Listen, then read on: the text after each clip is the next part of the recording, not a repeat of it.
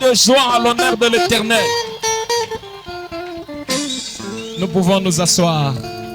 Je vous salue tous dans le nom de Jésus-Christ, notre Seigneur. Mais quelle atmosphère! Quelle atmosphère! C'est comme s'il y a un câble qu'on a amené, on a connecté.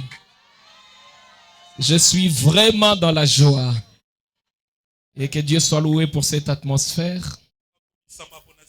Je vous salue encore une fois de plus.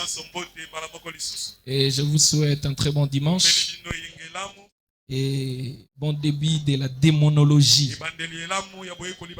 Vous savez que nous avons commencé. Dis à celui qui est à côté, c'est aujourd'hui que ça commence. Et je crois que tous les démons vont se sentir menacés. Notre Dieu n'échoue jamais. Le prophète a dit, il peut tout sauf faillir. Et je crois que ces réunions de délivrance vont vraiment être une seconde chance. Cette année, la démonologie est une seconde chance. Le Seigneur va faire grâce à chacun de nous. Si tu as quelque chose qui te dérange, suis très bien ces enseignements. Le Seigneur te donnera la victoire. Alléluia. Amen. Je tiens à remercier toute mon équipe pour le travail pendant mon absence. Que Dieu vous bénisse richement. Et que Dieu bénisse aussi toute l'Église pour tout ce que vous faites. Que la main de l'Éternel vous accorde toutes les bénédictions possibles. Alors, nous allons commencer. On va lire Actes chapitre 26. Lèvons-nous, s'il vous plaît. On peut nous les projeter. Actes chapitre 26. Le verset 17 et le verset 18. Aidez-moi avec le micro qui siffle. Nous lisons dans le nom du Seigneur Jésus-Christ. Je t'ai choisi du milieu de ces peuples et du milieu de païens vers qui je t'envoie, afin que tu leur ouvres les yeux pour qu'ils passent des ténèbres à la lumière et de la puissance de Satan à Dieu. Ici on a opposé deux camps. Le ténèbre d'un côté, la lumière d'un autre. Et l'apôtre Paul explique clairement que le ténèbre c'est la puissance de Satan et la lumière c'est celle de Dieu.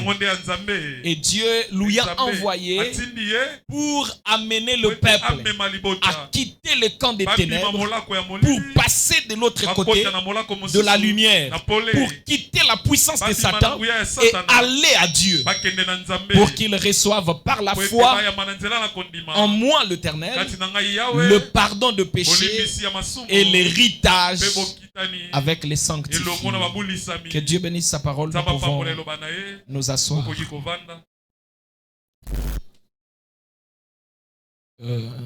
Aujourd'hui, nous allons commencer.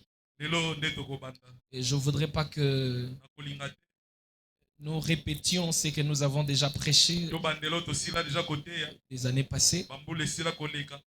Nous avons déjà des réunions de démonologie sur notre chaîne YouTube. Vous pouvez aller suivre. Nous avons commencé l'année passée. Vraiment, nous avons commencé au ciel pour montrer l'origine même des démons. Et je crois que chacun de nous est déjà avisé. Si vous avez manqué ça, prière d'aller suivre encore ces réunions-là. Hier, moi-même, j'ai essayé de jeter un coup d'œil. En tout cas, tous les cultes étaient merveilleux. Allez suivre, vous allez comprendre ce qui s'était vraiment passé au début. Je vais ici le faire dans 2 minutes et puis commencer. Les démons viennent d'où? Qui sont-ils? Parce que c'est la démonologie. Nous étudions en profondeur ces choses. Et quand vous le maîtrisez, le diable devient faible. Le prophète dit, le diable paraît un grand géant. Il paraît un Goliath.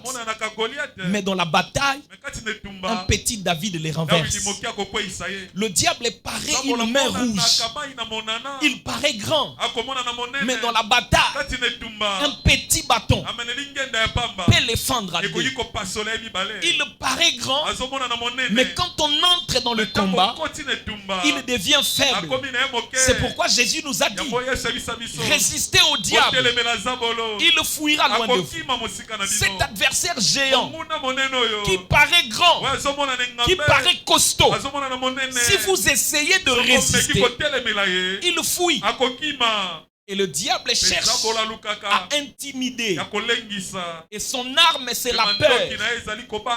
Il utilise la peur pour compliquer la vie des enfants de Dieu. Il utilise l'ignorance pour déstabiliser le peuple de Dieu. C'est pourquoi il est important d'étudier en profondeur ces choses, de comprendre très bien pour savoir comment livrer bataille et renverser son adversaire. Je vais insister en disant ceci. Si votre ennemi se tient juste à vos côtés, même s'il a une arme faible, s'il se tient à vos côtés, vous dépensez votre énergie à attaquer d'un autre côté, alors que lui, il se tient d'un autre. Il peut vous faire du mal, même s'il a une arme faible, parce que vous avez manqué de cible, et lui, il est resté calme. Il vous attaque pendant que vous acharnez à autre chose, à un autre adversaire, à une autre cible. Vous l'avez laissé de côté, et lui, il vous poignarde. Il peut vous mettre par terre. C'est pourquoi il faut situer l'ennemi. Il faut bien placer ton arme sur l'ennemi afin de l'attaquer lui, de ne pas le manquer. Et c'est pourquoi quand nous enseignons, chacun de nous doit situer son combat. Il doit situer où se trouve l'ennemi dans sa vie. Parce que votre adversaire, le diable, dit la Bible, rôde autour de vous, cherchant qui il dévorera. Mais vous, résistez-les avec une foi ferme. Mais si on ne sait pas où il se tient, si on ne sait pas il est qui, comment nous allons livrer bataille? C'est pourquoi nous étudions ça. Et je voudrais que chacun de nous, pendant ces enseignements, essaye d'ouvrir son esprit pour entrer et comprendre. Je vais essayer d'être plus clair pour que chacun de nous comprenne. Mais ne m'empêchez pas à ne pas être profond pour que je décèle des choses qui vont vous aider. Que le Seigneur vous bénisse. Alors je crois que dans cette tâche, nous avons des aiglons. Même si c'est pour votre première fois de suivre cet enseignement, l'aiglon, quand il vient au monde, on lui donne directement la viande. Donc je te fais confiance. Je crois que même quand je serai en train d'ouvrir des choses, tu vas comprendre. Même si nous allons encore plus haut, tu vas monter ensemble avec nous pour saisir l'essence. Acclamons très fort le Seigneur. Et je ferai de mon mieux. Nous avons beaucoup de gens qui sont venus peut-être pour la première fois. Nous n'allons pas lire des citations. Nous allons lire la Bible. Et je pense que ceux qui ont des disques durs vont nous situer en citant, en passant. Je suis en train en même temps d'évangéliser, en même temps d'être clair pour que chacun de nous tire quelque chose. Alors, on ne va pas commencer au ciel aujourd'hui. Nous commençons sur la terre. On va nous projeter Genèse chapitre 1. C'est là vraiment que je voudrais commencer. Genèse chapitre 1. Il est dit, au commencement, Dieu créa le ciel et la terre. La terre était informe et vide. Et il y avait des ténèbres dans la surface de l'abîme. Et l'Esprit de Dieu s'est mouvé au-dessus de ceux. Logiquement parlant, on devait dire, au commencement, Dieu créa les cieux et la terre. Le cieux et la terre étaient en forme vide. Ou le 2 était en forme vide. Mais on n'a pas dit que le 2 était en forme. On a dit seulement la terre. Ce qui veut montrer déjà que les cieux sont exempts. On a mis ça de côté. On a exempté le ciel.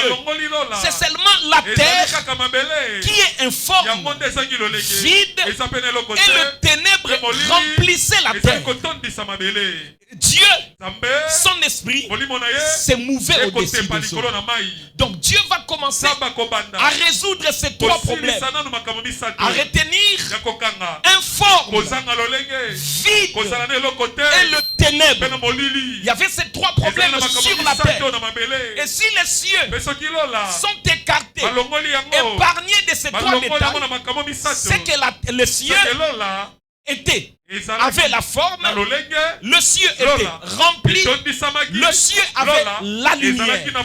Donc le ciel avait la lumière, tandis que la terre était remplie de ténèbres. Le ciel avait la forme, tandis que la terre était informe. Le ciel était rempli d'anges, d'êtres célestes, alors que la terre était vide. Et le travail de Dieu au début, c'était de résoudre ces trois problèmes. Le problème du vide de la terre, le problème de l'informe de la terre, le problème de ténèbres de la terre.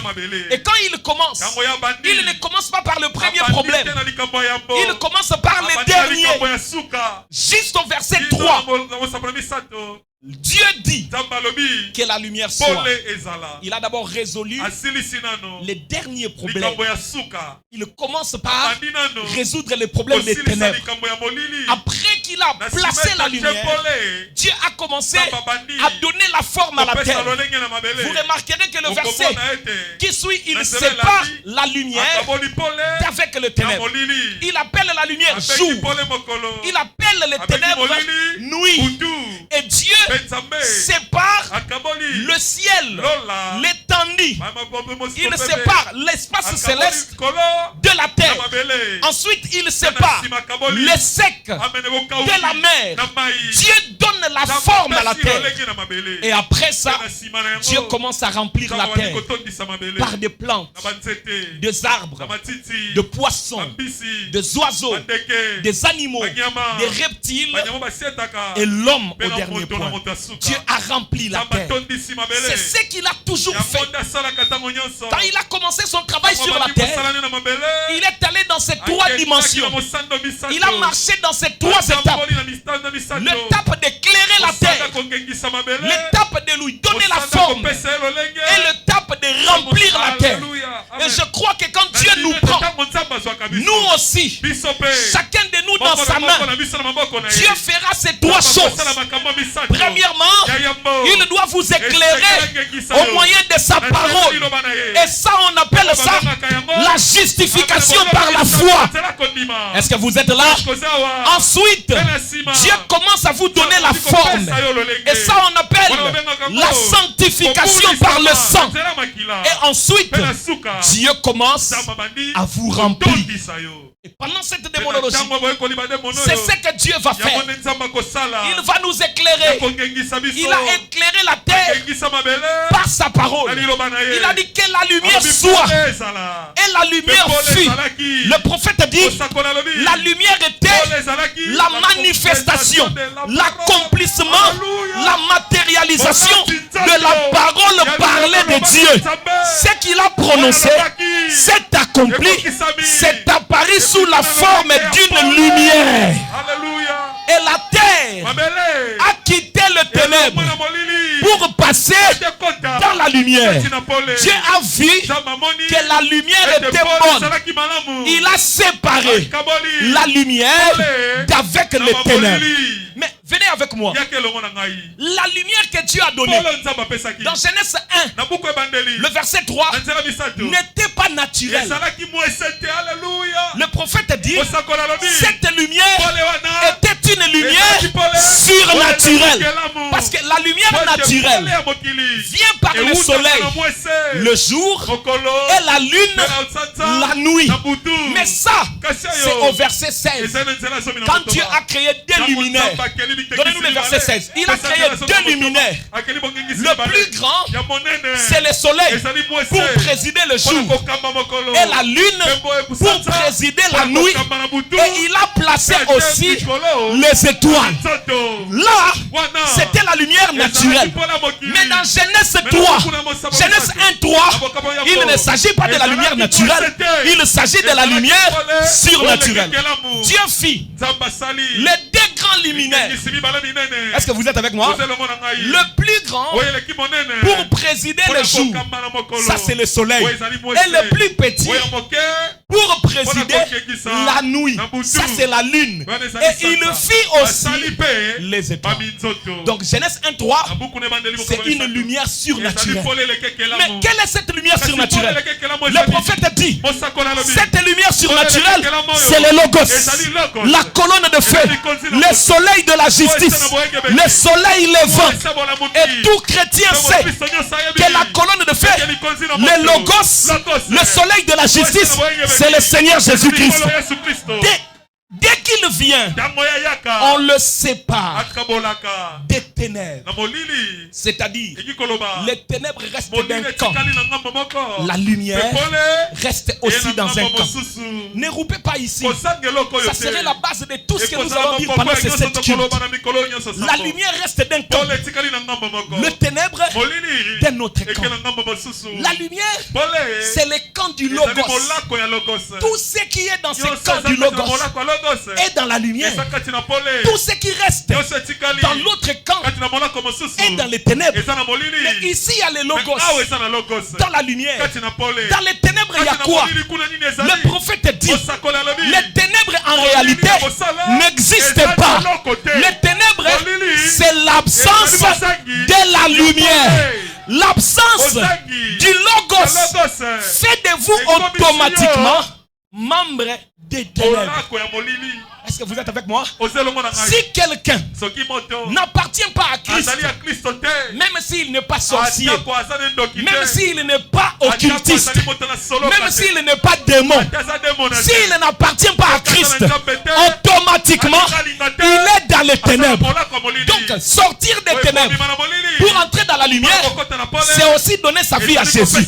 Si vous êtes un païen, vous êtes encore dans les ténèbres. Même si vous avez un bon cœur, même si vous êtes bon, même si vous faites du bien aux gens, si vous n'avez jamais entré dans le camp de Jésus, vous êtes dans les ténèbres et vous nécessitez, il vous nécessite la délivrance, il vous nécessite le salut afin de quitter les ténèbres pour venir dans la lumière. Nous laissons la terre, voyageons, montons au ciel, nous arrivons au ciel. Mais la question se pose, pourquoi Dieu, aussi bon qu'il est, il va pour rien créer un camp qu'il laisse vivre. Ici dans la lumière, tout ce qu'il a créé appartenait de la lumière. Et il a même placé Adam dans son royaume de lumière. Mais le royaume des ténèbres, ou ce monde des ténèbres qui est spirituel, est resté vide. Mais pourquoi Dieu va créer tout un monde? Il laisse sa vie. C'est ce qui fait de lui Dieu. Il savait, avant même que Satan n'ait l'intention de se rébeller, Dieu savait que Satan allait se rébeller. Quand Satan luttait dans son cœur, selon Ésaïe 14, je vais faire la rébellion. Dieu qui sonde les cœurs et les reins, il discernait déjà le pensée des cœurs de Satan. Pendant que Satan Satan faisait le projet et qu'il pensait, je vais les surprendre, je vais lancer un coup. Pour Dieu, ce n'était pas une surprise. Lui aussi, il préparait comment Satan sera chassé. Or, s'il est chassé du ciel, il doit avoir un lieu où il ira. Et Dieu s'est préparé un monde sur la terre, là où Satan et ses anges, quand ils feront les rébellions, ils descendront. Nous montons au ciel. Satan commence la rébellion. Selon Apocalypse 12, il y a guerre dans le ciel. Michel et ses anges combattirent contre le dragon et les dragons et ses anges. Nous voyons que les démons étaient des anges au départ. Ils ont perdu leur position. On les a chassés. Ils sont venus sur la terre. Et quand ils descendent sur la terre, ils ne viennent pas dans le royaume des lumières. Ils partent directement où? Dans le royaume des ténèbres. Et quand ils descendent sur la terre, il y a maintenant sur la terre des camps ou deux mondes. Le royaume des lumières qui appartient à Christ et le monde des ténèbres qui appartient à Satan. Est-ce qu'on peut acclamer très fort le Seigneur? Et la Bible dit dans Apocalypse 12, malheur à la terre et à la mer, car le méchant est descendu vers vous, sachant qu'il a peu de temps. Où est-il descendu? Sur terre et dans la mer. Mais je vais vous assurer, vous pouvez marcher, parcourir la terre. Vous ne verrez pas Satan. Vous ne verrez pas les démons. Vous pouvez entrer au fond de la mer. Vous ne verrez pas Satan. Vous ne verrez pas les démons. Où sont-ils vraiment? Dans l'eau? Sur la terre? Ils sont où? S'ils ne sont pas dans l'eau, ils ne sont pas sur la terre, c'est que le plan est gâché. Donc ils sont là. Mais où? Parce qu'on ne peut pas les voir. Ils sont esprits. Et ils occupent une dimension. Genèse 1. Versets 1 et 2. Regardez. On nous montre 4 places au commencement. J'ai dit déjà, si tu me rates au début, tu auras du mal. Parce que dans la suite de l'enseignement, on va utiliser des termes que si tu as échappé maintenant, ça va t'échapper pendant tout l'enseignement. Donc retiens-nous ici. Au commencement, Dieu créa les cieux. Je vais t'entendre dire les cieux. C'est la terre. Je vais t'entendre dire terre. Verset 2. La terre était informe et vide. Jusqu'à là, nous avons que le ciel, c'est la terre. Il y avait des ténèbres à la surface de l'abîme. Je vais t'entendre dire abîme. Abîme ici, le frère interprète ça enfer. C'est comme ça que nous l'appelons aussi. Mais ce n'est pas l'enfer du fait des derniers. Abîme ici, c'est le lieu où les démons et Satan leur maître habitent. Donc tu peux marcher sur la terre. Tu ne rencontreras pas la maison de Satan. Là où tu iras toquer, Satan est là. Non, il est sorti. Passe le soir. Non. Ils habitent l'abîme. Je veux que tu répètes abîme. Mais l'abîme c'est quoi? Attends. Et l'Esprit de Dieu s'est mouvé au-dessus des eaux. Donc nous n'avons au commencement que 4 espaces. Et pendant la démonologie, si nous essayons de situer quelque chose, on parlera que de ces 4 espaces. De cieux au pluriel, de la terre, de la mer et de l'abîme. Est-ce que vous êtes là? Le ciel, c'est là où habitent les esprits, les anges, les séraphins, le chérubin, et tout sont au ciel. Même Dieu au ciel. La terre, c'est là où habitent les physiques, les humains, les animaux, et tout. La mer, c'est là où habitent tout ce qui est aquatique, le poisson, les grands animaux de mer, ainsi de suite. Et Il y a les abîmes.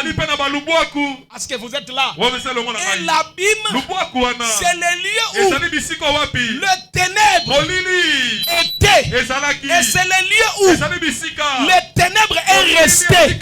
C'est là que les démons habitent. Mais pasteur, l'abîme c'est où? Quand vous lisez la Bible, vous verrez toujours qu'on parle des profondeurs des abîmes. Et le mot abîme, en hébreu abyssos, c'est le profondeur sous la terre et sous la mer. Donc les démons qui sont descendus sur la terre sont allés dans les profondeurs, dans l'abîme. Ils sont allés dans la mer, dans la profondeur, dans les abîmes. Et c'est une dimension où scellent les esprits de mer. Les démons qui sont sous l'eau sont dans les abîmes. Les démons qui sont sur la terre, donc là où nous appelons les lieux arides, ils sont sous l'abîme. Lisons avec moi. Psaume chapitre 135, le verset 5 et le verset 6. Je demande vraiment la rapidité si possible. Je sais que l'Éternel est grand et que notre Seigneur est au-dessus de tous les dieux. Tout ce que l'Éternel veut, il le fait dans les cieux, sur la terre, dans la mer et dans tous les abîmes. Les 4 dimensions sont citées. Et c'est là que sont partis les démons. Alléluia. 2 Pierre chapitre 2, le verset 4. Lisez ceci et ne les manquez pas. Car si Dieu n'a pas épargné les anges qui ont péché, mais s'il les a précipités, où? Il les a précipités où? Apocalypse nous dit au verset 12 qu'ils sont descendus sur la terre et dans la mer. Mais ici, l'apôtre Pierre, qui parle non pas dans la vision, mais il parle dans la réalité. Il dit Dieu a précipité les anges. Ils sont allés dans les abîmes des ténèbres et les réserves pour le jugement. Quand les prophètes disent aujourd'hui les capuchons de l'enfer est sauté, tous les démons les plus subtils sont sur la terre. Ça ne veut pas dire enfer du dernier temps, mais ça veut parler des abîmes. Alléluia. Amen. Donc les abîmes sont les lieux où les démons et leur maître Satan résident. Et pour combattre, ils sortent des abîmes et viennent attaquer. Ils quittent les abîmes et viennent attaquer. Et le diable, Satan, qui est appelé Lucifer au commencement, qu'est-ce qu'il fait? Il investit chaque démon d'une autorité selon la mission qu'il les confie.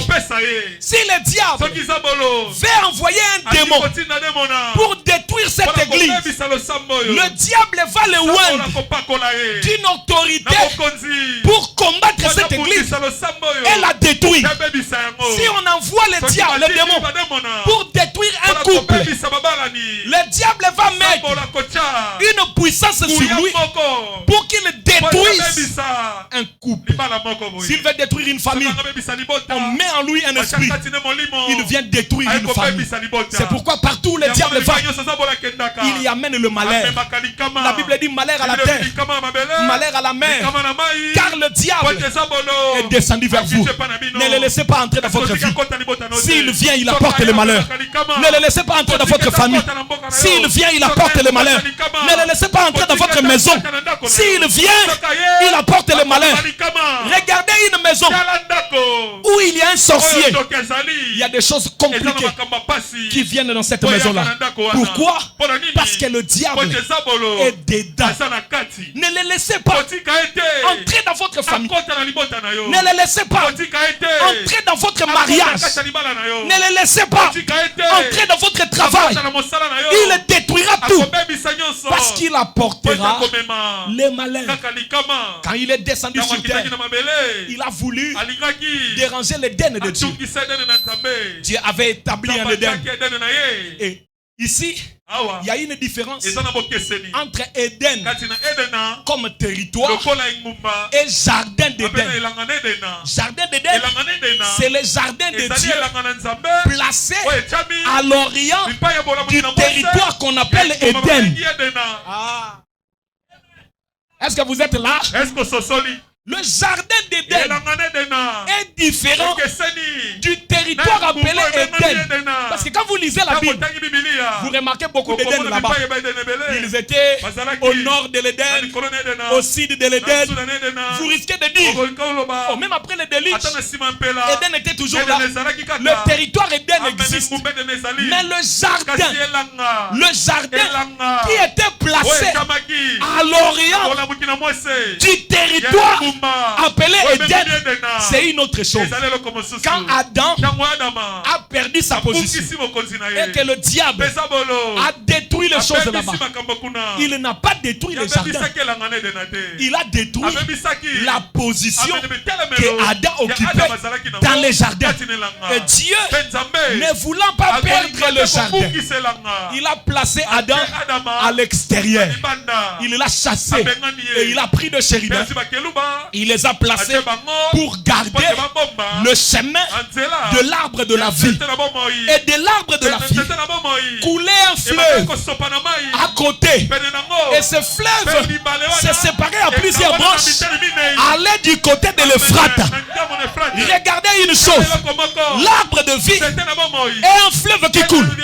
Mais nous les croyants, nous savons jusqu'aujourd'hui, là où ça se trouve, il y a encore un arbre, il y a encore un fleuve qui coule et qui ne s'arrête pas. Et ces jardins demeurent encore jusqu'aujourd'hui. Ces jardins, c'est là-bas au ciel. Quand tout finira ici, nous rentrerons au ciel, là où il y aura l'arbre de la vie, là où le fleuve coulera sans s'arrêter. Mais pendant ces moments, l'impossibilité de revenir, puisqu'il y a des chérubins. Mais quand on arrive à la fin de temps, Dieu veut ramener l'homme. Alors il dépouille les chérubins de leur épée et il prend l'épée. Parce qu'un chérubin c'est qui? C'est un gardien. Un chérubin, c'est un gardien du trône. Un chérubin, c'est un gardien du trône. Mais le chérubin garde le trône tant que le trône demeure au ciel. Alléluia. Quand le trône descend et que le trône devient parole, ce n'est plus à un chérubin, c'est maintenant à une onction. William Branham a dit, il y a l'onction du lion, un homme. L'onction de veau, un homme. L'onction de l'homme, un homme. Et l'onction de l'aigle, un homme. Les premiers apôtres, ils avaient l'onction de lion. Ils n'avaient peur de rien. Même les combats, même les démons, ils avaient peur de rien. Ils avaient l'onction de lion. Les veaux, c'était les martyrs. Ils mouraient à cause de l'évangile. On les mettait à mort à cause de Christ. Les réformateurs, c'était l'onction de l'homme. Mais maintenant, les trois onctions sont passées. Nous sommes à l'âge où c'est l'onction de l'aigle. Et quand l'aigle vient, l'aigle monte plus haut. Regardez, les trois précédents sont de la terre. Le lion marche sur la terre. Le veau marche sur la terre. L'homme marche sur la terre. Mais quand c'est le tour de l'aigle, l'aigle n'est pas sur la terre. L'aigle s'élève. Il monte dans les hauteurs. C'est l'âge dans lequel nous vivons. Dieu a enlevé l'épée de la main du chérubin. Il prend l'épée du roi. Il vient Voici l'épée qui empêchait de rentrer dans l'arbre. Maintenant, ramène avec les gens. Ce n'est plus le temps de rester à l'intérieur. C'est pourquoi le message, c'est un retour à l'Éden. Retour à notre position initiale. S'il y a un démon qui s'élève, je le dis, je suis Adam. Tu ne peux rien sur moi. Et qu'est-ce que Dieu dit à Adam? Adam, domine sur la terre. Adam, domine sur la terre. Tu es né pour dominer. Tu es né pour dominer. Voilà pourquoi Jésus a dit, je vous ai donné le pouvoir de marcher sur les serpents, de marcher sur les scorpions, de marcher sur la puissance de l'ennemi. Rien ne pourra vous nuire. Nous marchons sur les démons. Nous marchons sur les occultistes. Nous marchons sur les sorciers. Ils ne peuvent rien faire. Acclamons très fort le Seigneur Jésus-Christ. Ils peuvent quitter l'abîme et venir attaquer. Mais tant que nous gardons notre position, il ne fera rien. C'est pourquoi le diable a perdu une chose. Il a perdu un chrétien qui connaît sa position. Parce que le diable en réalité, c'est seulement quelqu'un qui vient vous faire peur. À la croix, Jésus l'a dépouillé. Donc le diable, c'est le serpent ancien. Or le serpent, même quand vous coupez sa tête, il continue à bouger. Maintenant, s'il est gros, il peut vous faire fuir tous. Mais il est mort. S'il te fait peur, tu peux faire une crise, tu meurs. Mais lui là, il est déjà mort. Mais il peut tuer les gens tout en étant mort à cause de leur propre peur. C'est pourquoi le prophète dit, l'arme que le diable utilise, c'est la peur et l'ignorance. Quand quelqu'un ignore que le serpent est mort, il voit un gros cobra en train de bouger. Il dit attention. Il meurt. L'autre là vient. Montez. Il meurt. L'autre là vient. Estomac. Il meurt. Et tous sont en train de mourir. C'est parce qu'ils ont peur. Si quelqu'un vient sans la peur, il dit toi serpent, tu veux faire quoi? Le serpent, vu qu'il est mort, il ne peut rien faire. C'est la raison pour laquelle dans cette démonologie, il n'y a pas question d'avoir peur. Nous terrassons le diable et nous le brûlons parce qu'il est déjà mort. C'est un serpent décapité. Tu peux marcher sur lui. Il ne te fera rien. William Branham dit, les chrétiens ont la puissance. La chose qui leur manque, c'est la foi pour utiliser cette puissance. La puissance, elle est déjà là. Vous savez frère, en ce moment, même s'il y a quel genre de problème, même s'il y a quoi, je me sens tellement rempli. Vous voyez, quand je suis entré ici, si quelqu'un était concentré et qu'il me regardait, il allait savoir que moto aïe mobimba. Alléluia. Même si c'est quel genre de problème, je ne le dis pas d'habitude, mais je vous le dis maintenant. Peu importe la situation, le diable sera mis par terre.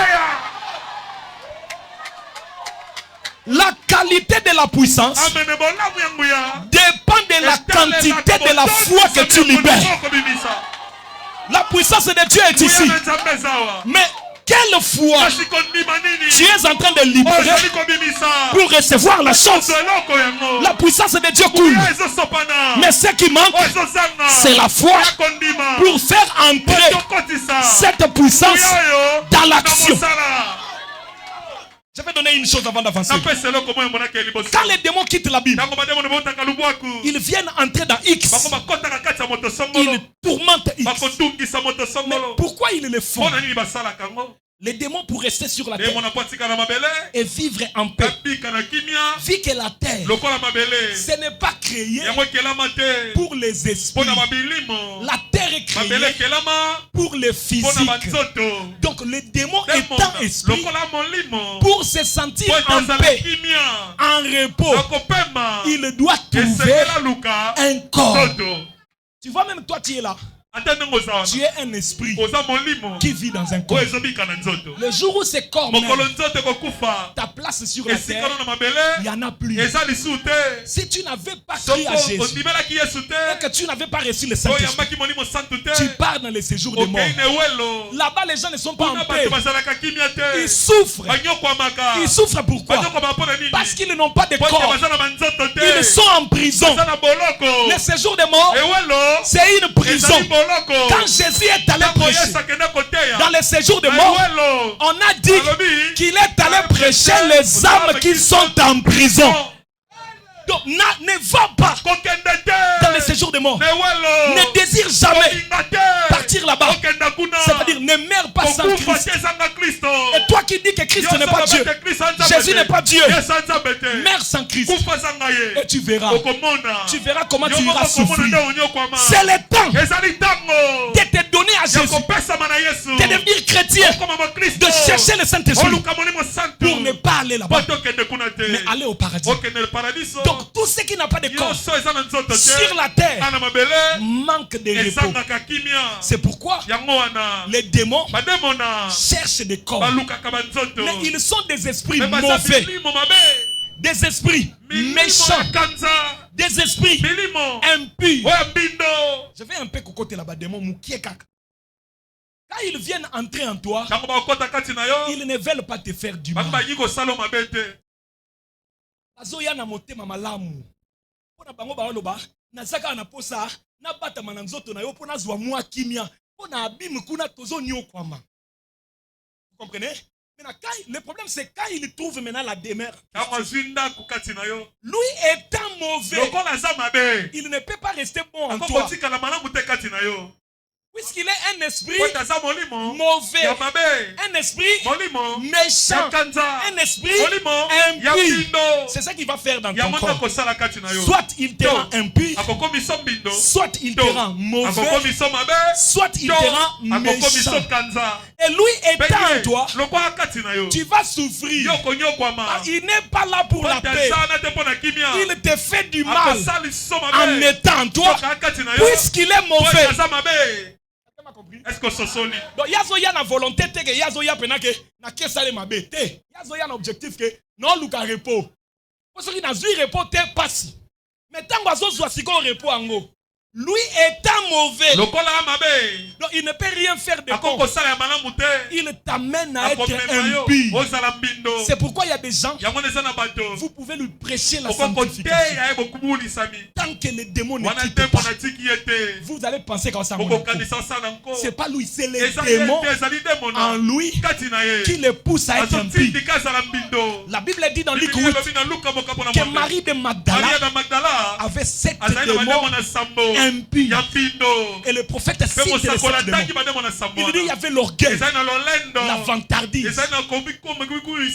Vous qui en avez besoin, question-réponse sur la Genèse 63-64. Orgueil, vantardise, impureté. Donc, tout ce qui est impur, c'est cette femme-là. Quatrième chose, l'obscénité. Tout ce qui est obscène, la vulgarité, caractère de ce qui est grossier, la rivalité. Lui, il peut venir, il prend ton mari pour être ta rivale. Même si elle devient vase, elle prend l'autre vase comme sa rivale. Vous savez les gens qui sont comme ça. Oui, monsieur. C'est-à-dire, ateza makambo nzambe, amemona kimbanda. Oui, monsieur. Soki moninga azui yepe foazwa. Soki bosaleli moninga yepe. Sinon te ayoki mabe tia ko chape poison. Un démon. La rivalité. Le dernier démon, le querelle. Donc une telle personne, vous pouvez le conseiller. c'est le démon impur qui lui rend impur. L'autre côté, ça peut rendre quelqu'un méchant. Ça peut rendre quelqu'un mauvais. Et ça lui fait du mal. Regardez le fou de Gada. Il n'avait pas besoin d'être mauvais. Mais il est devenu mauvais à cause des 2000 démons qui sont entrés en lui. Et ils ont commencé à le tourmenter. On lui a rendu fou. Mais à part le rendre fou, on lui a amené à voir une demeure dans le sépulcre. Et puis il prenait des pierres, il se meurtrissait le corps. Donc les démons l'amènent à se faire souffrir. Et il y a beaucoup de gens que les démons amènent à faire ça. Les démons peuvent rendre quelqu'un ivrogne. Même quand il prend son salaire, il se fait souffrir. Il prend le salaire, il prend la boisson avec tout ça. Il a un enfant malade à la maison, ayant des maux de tête. Il ne sort pas l'argent de médicaments, mais il finit son salaire dans la boisson. Ça, c'est les démons qui peuvent faire quelque chose. Une femme qui a toujours l'esprit d'avorter. Elle a fait 8 avortements. 10 avortements. Pour elle, l'avortement est devenu une vie. Les démons font ça dans les gens. Vous savez, le diable, quand il veut vraiment vous combattre, il vous garde dans les ténèbres. Et les ténèbres dans la Bible représentent la puissance de Satan, le péché et l'ignorance. Et ne dites pas, mais ce n'est pas de ma faute, Seigneur. Je ne savais pas. Non, non. Mon peuple périt par manque de connaissance. Ne pense pas que manque de connaissance, ça t'épargne. Non, ça te fait périr. C'est la raison pour laquelle il faut être enseigné. Voilà pourquoi quand un chrétien veut choisir une église, dans la 5 identifications précises d'une bonne église, le prophète dit, il faut regarder qui est le Dieu élevé dans cette église. Il faut que ce soit Jésus qui est élevé dans cette église. Regardez s'ils prêchent la repentance. Regardez s'ils ont la pleine évangile, c'est-à-dire la manifestation de la puissance de Dieu.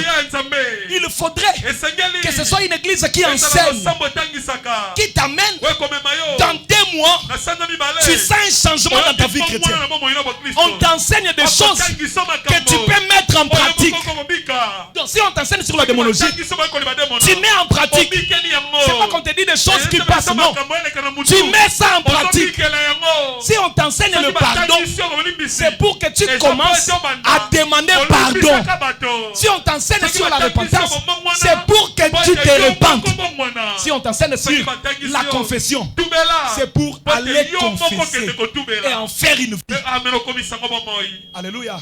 Il faut que tu sois enseigné, parce que le manque de connaissance t'amènera à périr. Et si les démons quittent la Bible, permettez-moi de donner cet exemple. C'est la démonologie, je ne peux pas utiliser. On va utiliser le baffle. Le baffle ici. Et l'autre. Les démons peuvent entrer dans X. Ils tourmentent X. Donc c'est-à-dire, il entre en toi, il te tourmente, il te fait du mal jusqu'à ce que tu meurs. Soit, il peut entrer dans celui-ci pour commencer à tourmenter celui-ci. Donc les démons font des X l'instrument de la destruction de la vie de Y.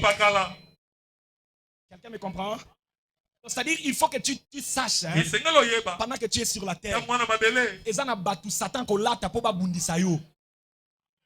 Yango kolela kate na vie chrétienne na sala bango nini te. Ye ato sali eloko te, soki Satan kotiye akotiye. Il y a des gens sur la terre, tu ne l'as rien fait. Mais lui, il s'est décidé. Mais depuis quand il s'est décidé? Depuis le jour où il a trouvé qu'il devait se décider. Satan est entré en lui. Le démon est entré en lui. Il a commencé à te haïr. Et il veut te faire du mal. Vous vivez dans la famille.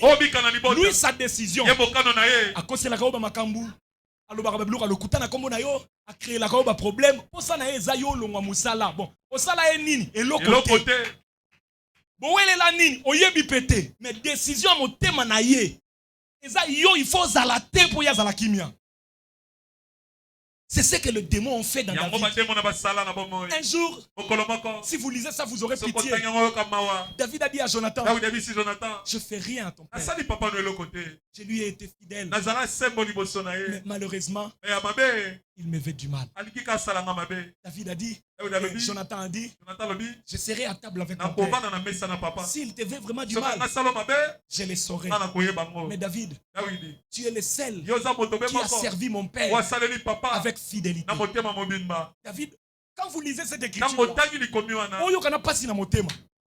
donc moi na muninga bazo solola, muninga zo ebisa mwana ke papa na yo alinga bomanga na sali eloko te.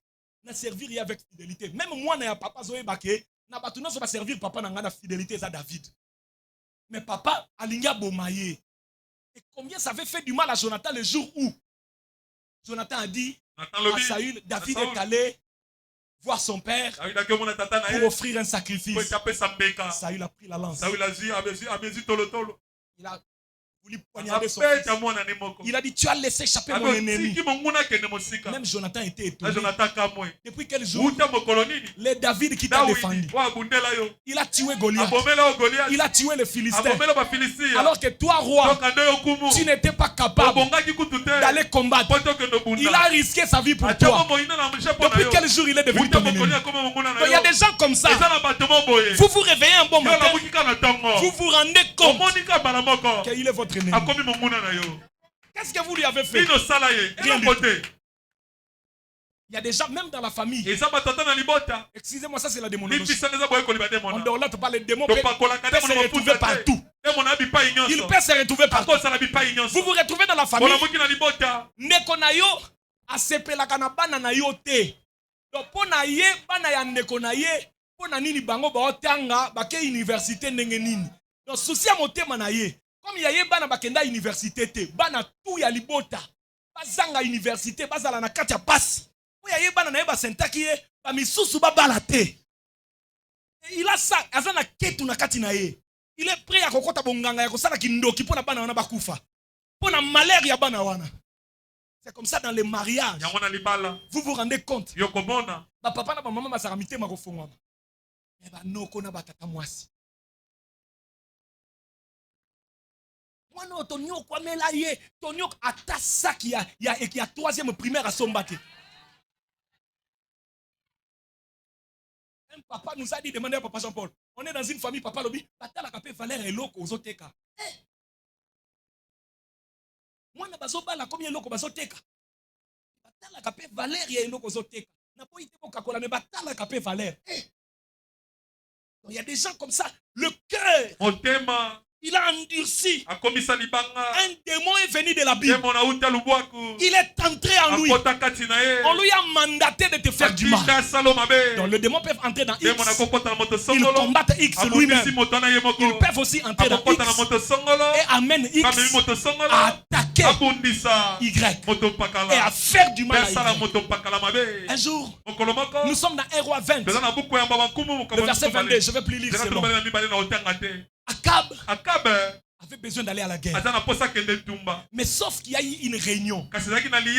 Et dans la réunion, un esprit est venu. Un esprit a dit à Dieu, je vais partir. J'entrerai dans la bouche de tous les prophètes d'Akab. J'entrerai dans la bouche des prophètes. Et je deviendrai un esprit de mensonge. Je vais séduire Akab pour qu'Akab meure. Faire attention. C'est un domaine compliqué. Maintenant, pendant qu'Akab est là, Akab reçoit la prophétie. Akab part à Ramon d'Agala. Or, les prophètes qui prophétisent, ils sont déjà loin d'un esprit séducteur pour faire mourir Akab. Et beaucoup de prophètes, plus de 400, ils ont prophétisé l'un après l'autre la même chose. Josaphat incroyable. Il a dit non. N'y a-t-il pas un autre prophète de l'Éternel, par qui nous puissions consulter l'Éternel. Voilà pourquoi le prophète dit, tout chrétien doit avoir son pasteur. A-t-on prophétie na Zamba? A-t-on prophétie na Nzela? A-t-on prophétie na Bis? Mais Mango n'est pas pasteur. Il n'est pas un prophète. Mais Mango n'est pas pasteur na yo. Mais Mango n'église na bino. Ata yo muto yawa pour la première fois. Ce qu'on a un pasteur na yo, tant ba opé son prophétie lelo. Mais Mango n'est pas pasteur na yo. Parce que Satan quoi qu'on compte la motozo sakola pour à détruire vie na yo. Si le diable sait, encore les gens aujourd'hui, ils disent tout. Non, déjà moi c'est Kobala. Non, déjà moi c'est Kobala. Non, déjà moi c'est Kobala. Biloba loba Satan capté. Maintenant Satan yebi que il faut na wendre prophète moko na Zamba. Moto moko boya milangwa, weko kutana na imbala moko abandio.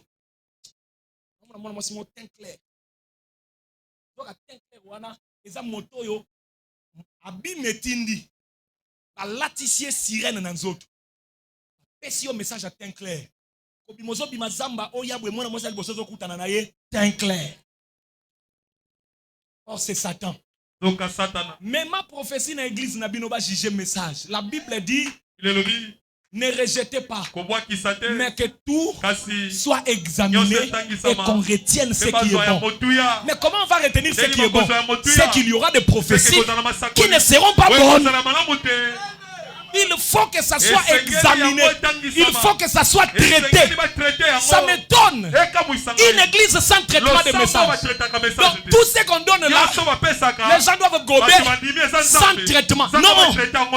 Non. Il y a des choses que Dieu dit. Il faut un serviteur pour te dire ce que cela signifie. Je peux entendre un amen.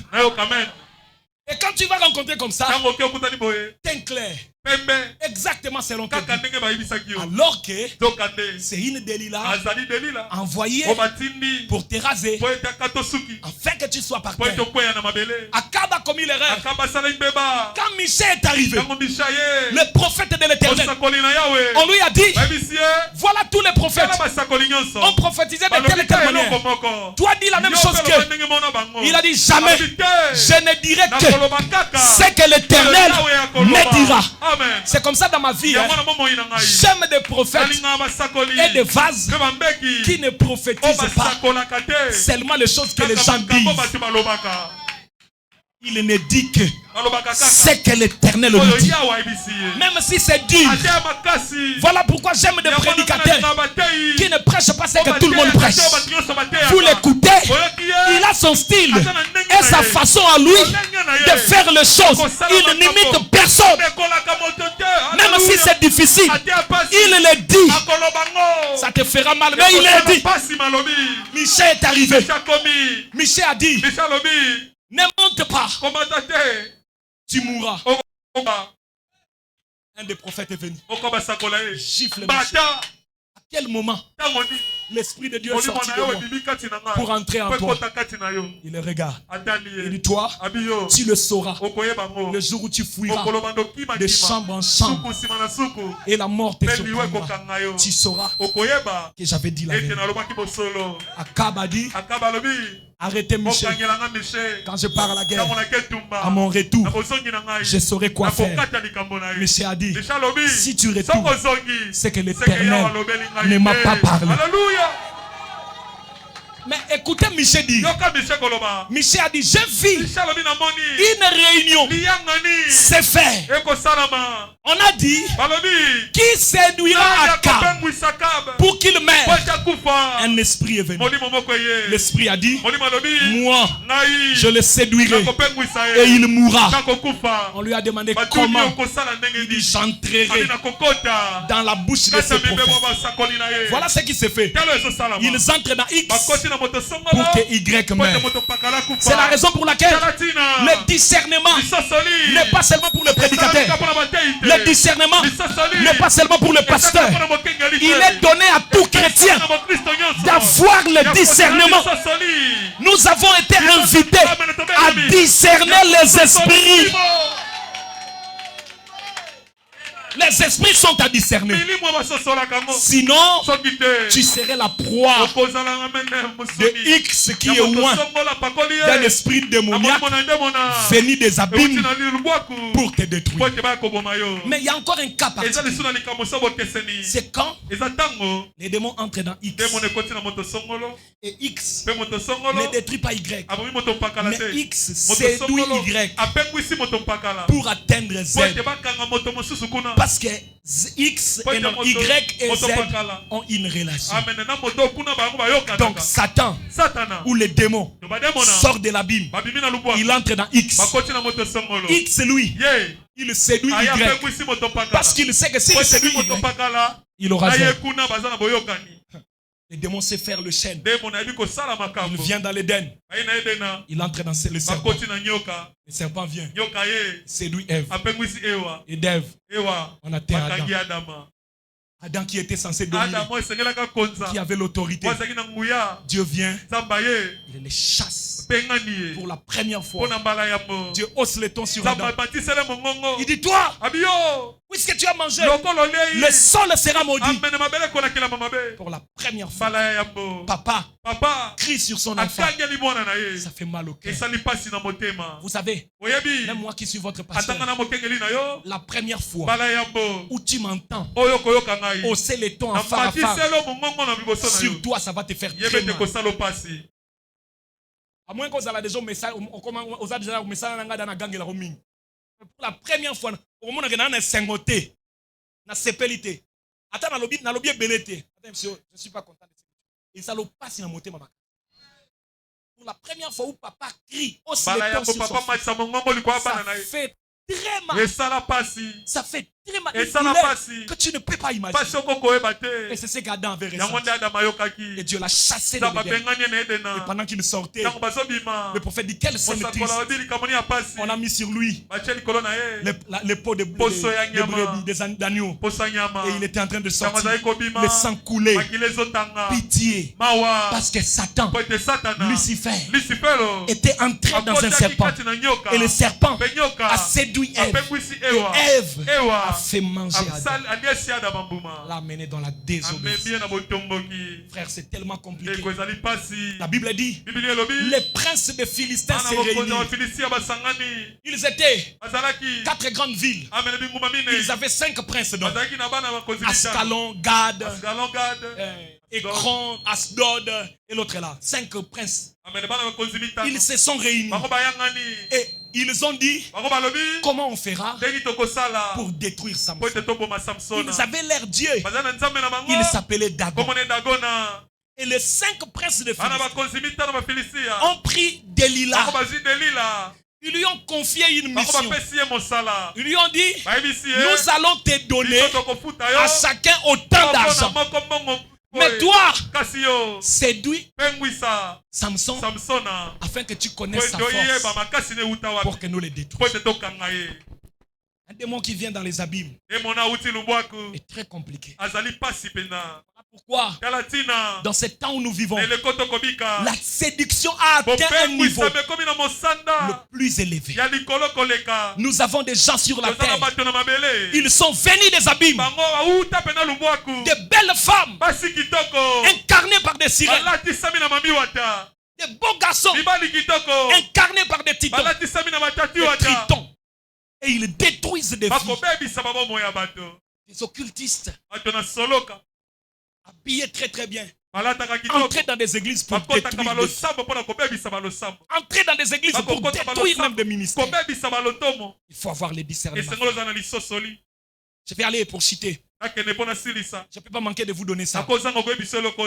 Regardez ce que l'ignorance fait. Je parle des démons qui viennent dans les abîmes. La Bible dit dans Jean 8, verset 32, vous connaîtrez la vérité. Et la vérité vous affranchit. Dis à celui qui est à côté, la vérité affranchit. Dis-le encore bien, s'il te plaît. La vérité affranchit. Regardez. Dans la Bible, il y a un Dieu qui était de Philistins. Non. Un Dieu dans l'Ancien Testament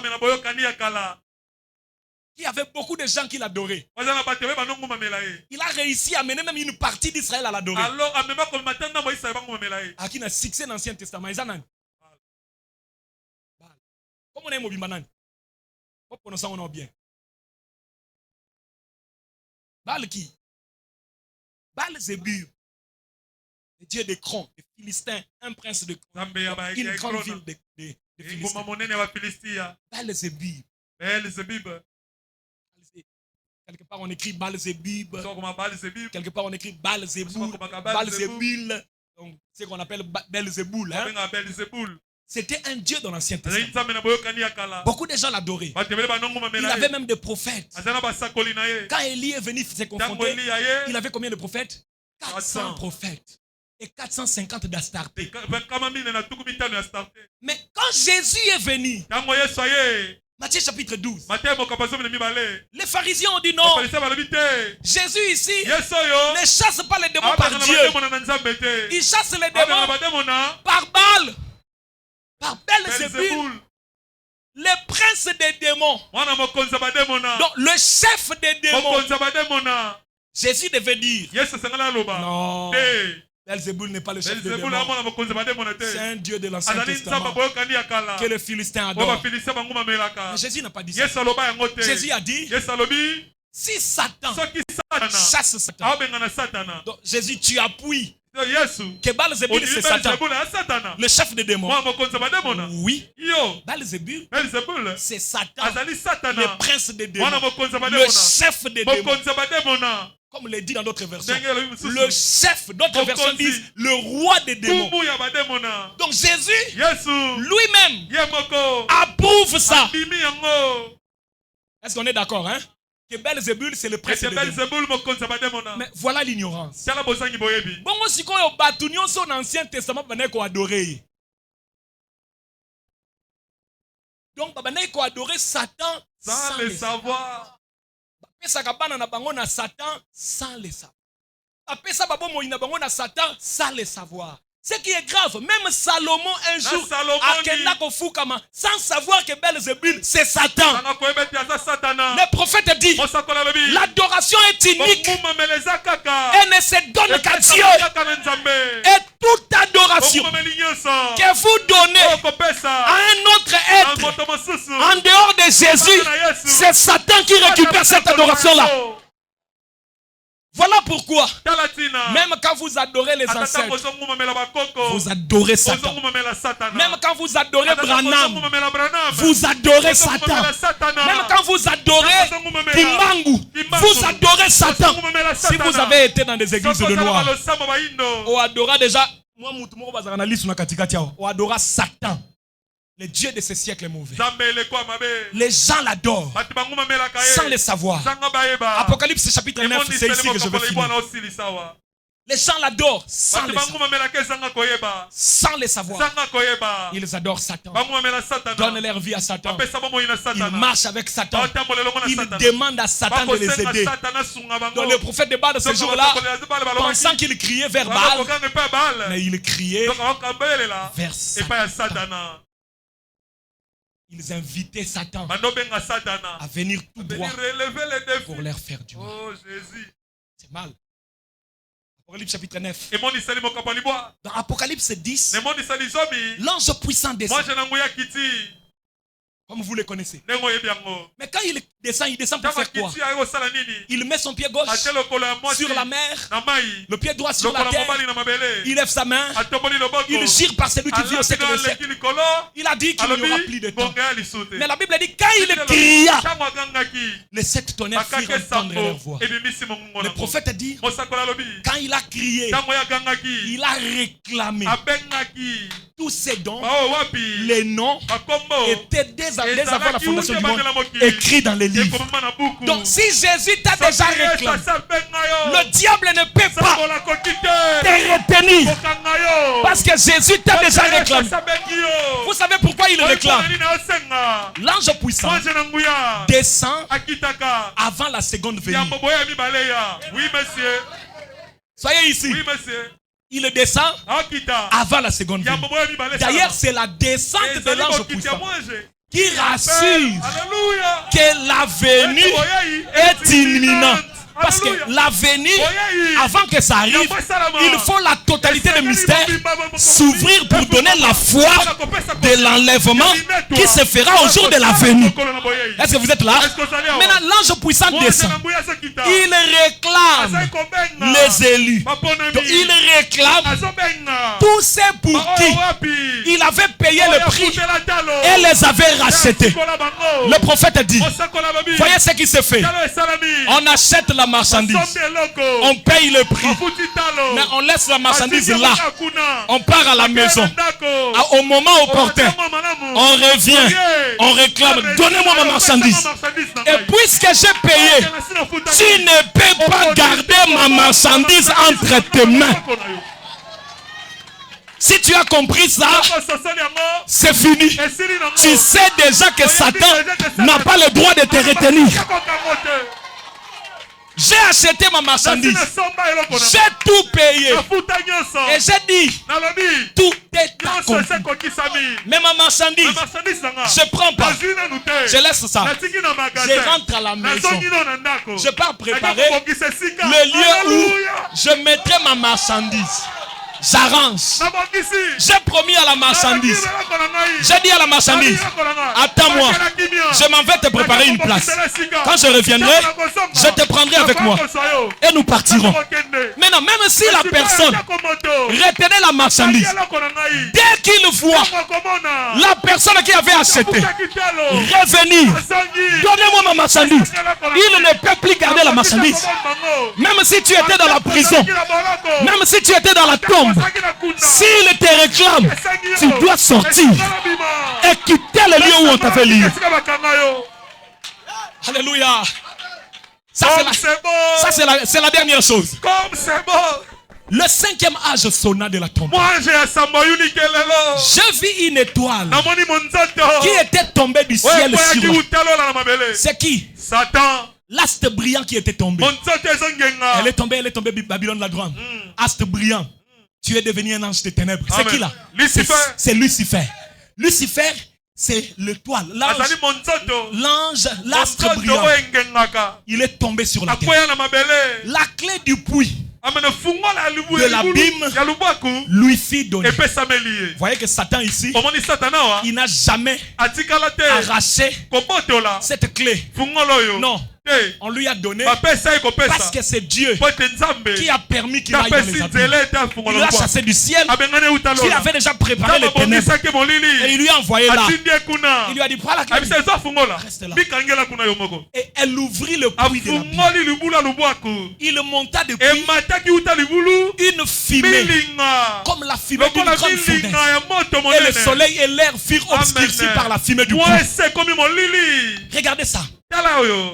Descendez rapidement. De la fumée sortir. C'est là. De la fumée sortir des souterrains qui se répandit sur la terre. Et il leur fut donné un pouvoir comme le pouvoir qu'ont les scorpions de la terre. Ah! On les a donné le pouvoir de scorpions. Il leur fit dire de ne pas faire du mal à l'herbe et à la terre. Ni à aucune verdure, ni à aucun arbre, mais seulement aux hommes qui n'avaient pas le sceau de Dieu sur leur front. Le sceau de Dieu, c'est quoi? C'est le Saint-Esprit. Donc, ils sont là sur la terre pour faire du mal à ceux qui n'ont pas de Saint-Esprit. Le prophète dit, la délivrance totale, c'est le baptême du Saint-Esprit. Il leur fit donner non de les tuer, mais de les tourmenter. Les démons sont des tourmenteurs. Et les tourments qu'elle causait étaient comme le tourment que causent les scorpions quand ils piquent un homme. Les démons sont des scorpions. Jésus a dit, je vous ai donné le pouvoir de marcher sur les serpents, le diable et les scorpions, ces démons.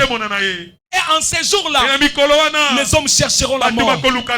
Quand les démons vous tourmentent, vous avez envie de chercher la mort. Ils ne la trouveront pas. Ils désireront mourir. Et la mort fuira loin d'eux. Ces sauterelles ressemblaient à des chevaux. Regardez un démon. Sauterelle qui ressemble à des chevaux préparés pour le combat. Il y avait sur leur tête des couronnes semblables à de l'or. Leur visage était comme des visages d'hommes. Elles avaient des cheveux comme des cheveux de femmes. Horrible.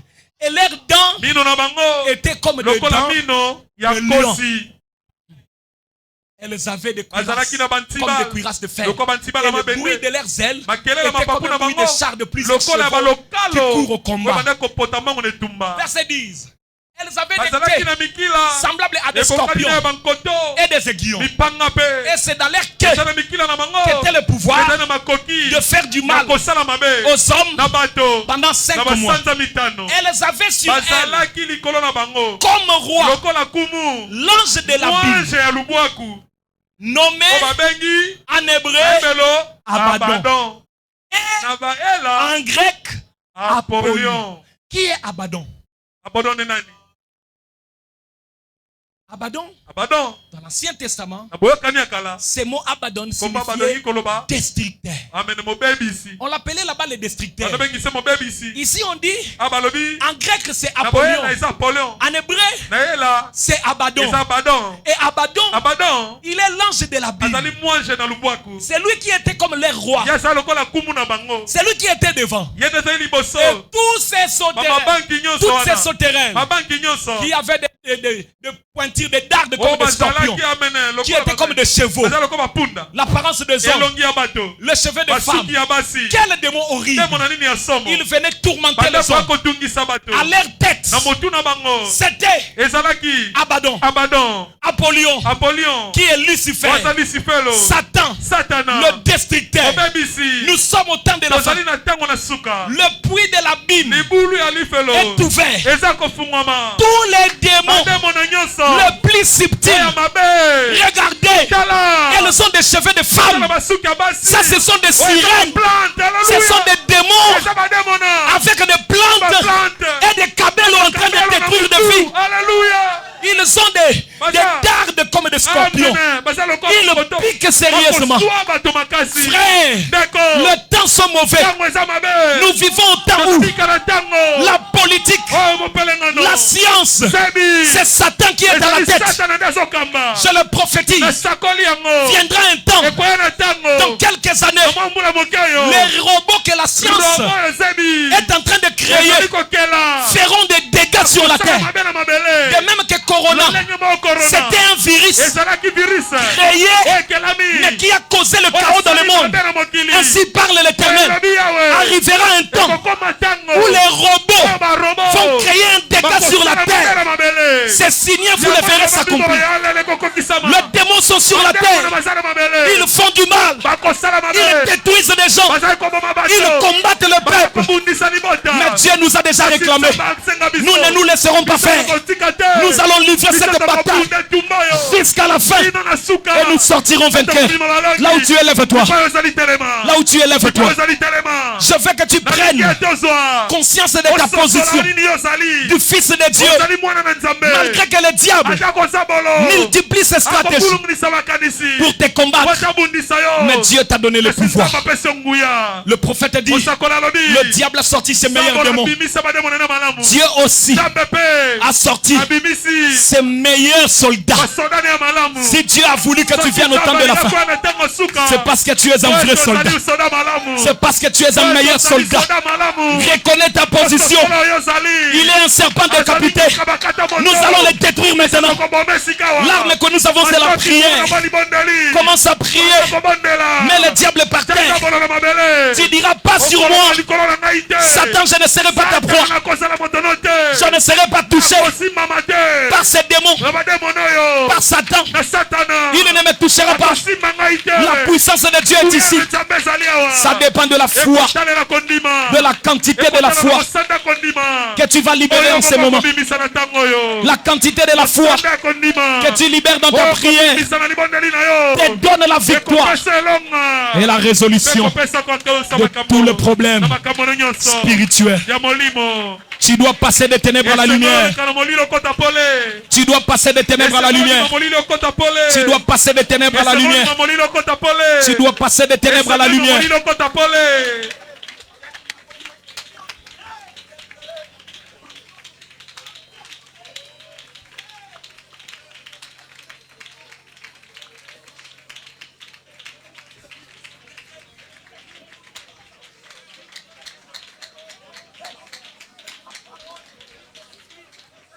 C'est le temps de résister au diable pour qu'il fouille.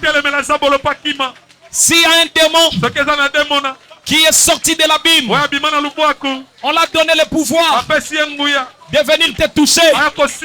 C'est le temps de désorienter ces démons-là. Il n'arrivera pas à mon adresse.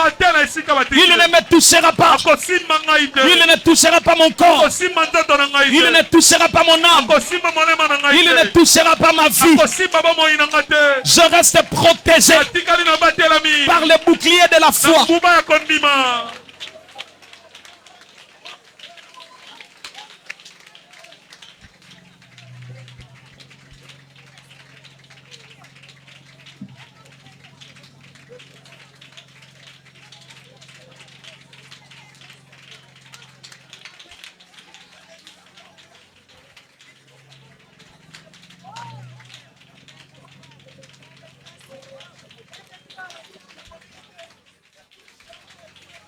Si on a envoyé un démon pour combattre mon foyer, pour combattre ma famille, pour combattre mes affaires, mon travail, il ne me touchera pas. Je ne suis pas sa cible. Il ne me touchera pas. Déclare-le avec autorité et décision.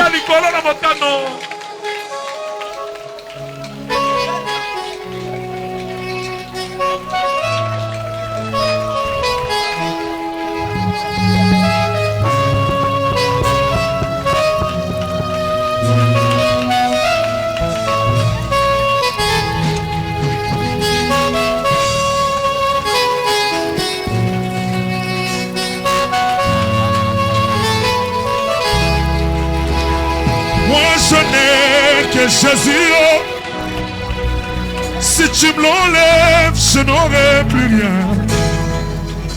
La la la la la la.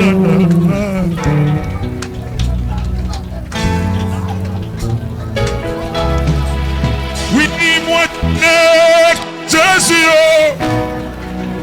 Si tu me l'enlèves, je n'aurai plus rien.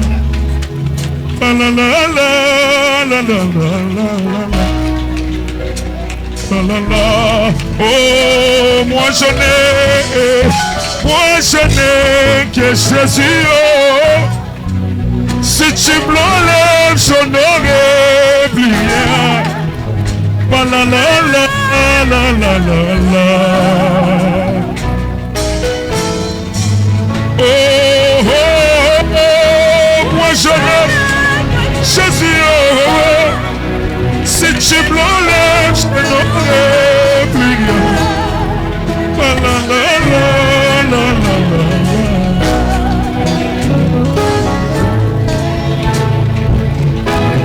Oui, moi je n'ai que le roi du roi.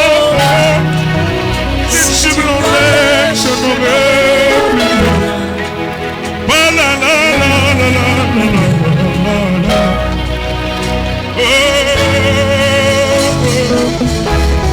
Oui, moi je n'ai que Jésus. Si tu me l'enlèves, je n'aurai plus rien. La la la la la la la. Oh oh, moi je n'ai que Jésus. Oh oh, si tu me l'enlèves, je n'aurai plus rien. La la la la. Oh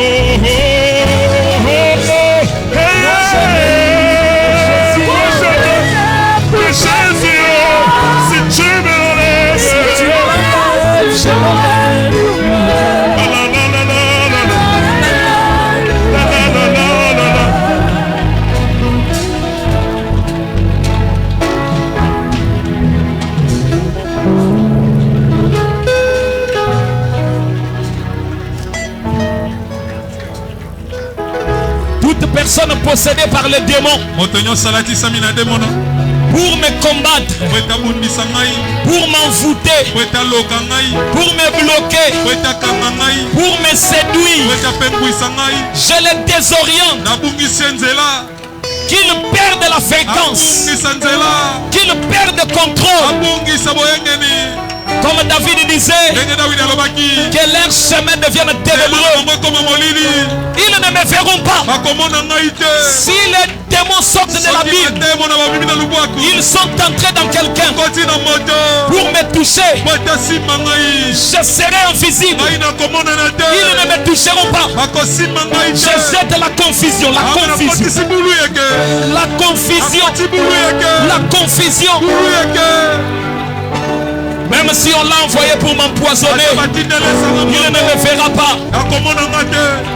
Il accuse faussement contre moi. Il ne m'atteindra pas. Il veut me faire du mal. Il ne me touchera pas.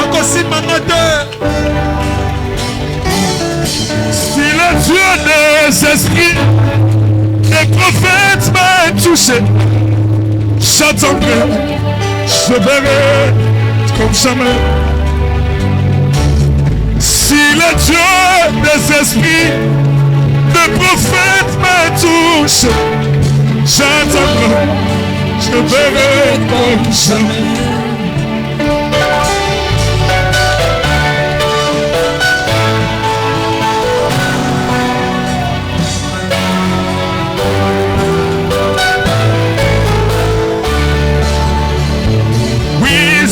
Dieu des esprits, de prophètes me touche, j'attendrai et je verrai comme jamais. Oh, si le Dieu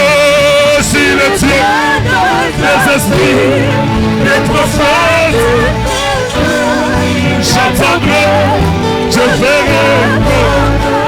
Oh, si le Dieu des esprits, des prophètes, j'attendrai, je verrai. Oh, si le Dieu des esprits, de prophètes, me touche, j'attendrai, je verrai. Oui, si le Dieu, des esprits, de prophètes, j'attendrai, je verrai. Oh, j'attendrai, oh, je verrai. J'attendrai, oui, je verrai. J'attendrai, alléluia. J'attendrai, je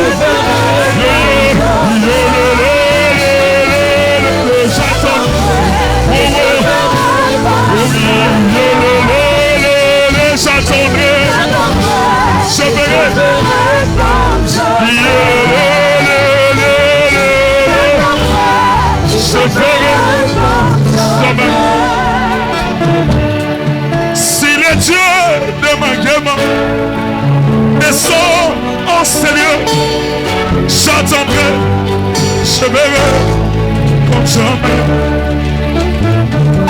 Si le Dieu de mon Père descend en sérieux, moi j'attendrai, je verrai.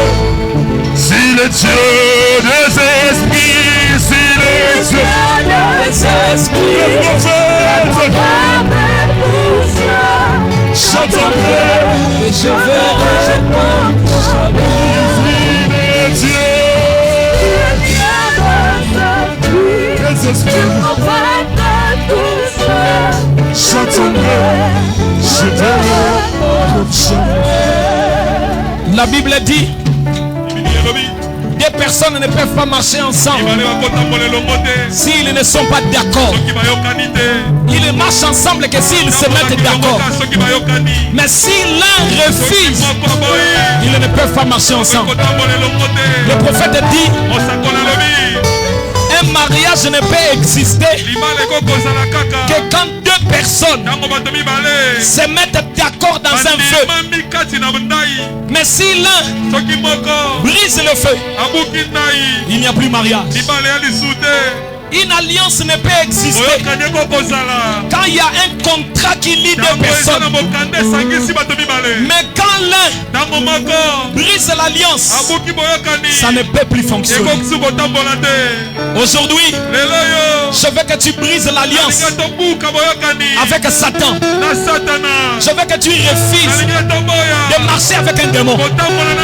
Je veux que tu détruises un mariage avec ton ancien mari Satan. C'est toi qui dois te décider. C'est toi qui dois refuser. Si tu refuses, Satan ne continuera pas. Si tu dis à ces démons, je refuse dans ma vie, je refuse dans mon corps, je refuse dans mon travail, je refuse dans ma famille, je refuse, je ne veux pas de toi, je t'ordonne de partir. Si tu brises le mariage, tu romps l'alliance, il ne peut pas continuer. Je détruis cette alliance au nom de Jésus-Christ. Si c'était par erreur que les démons étaient entrés, maintenant je prends conscience. Je les refuse et je les chasse.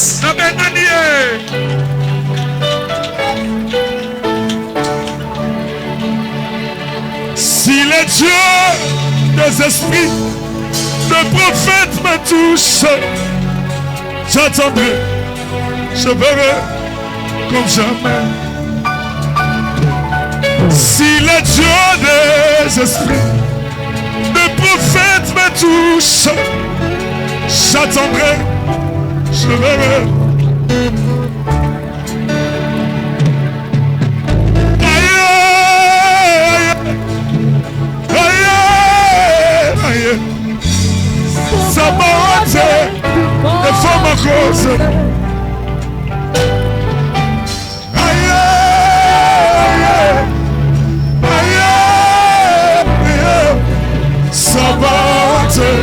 De forme à cause. Oh oui, aïe, aïe, ça va de forme à cause. Oh oui, aïe, aïe, aïe, aïe, ça va de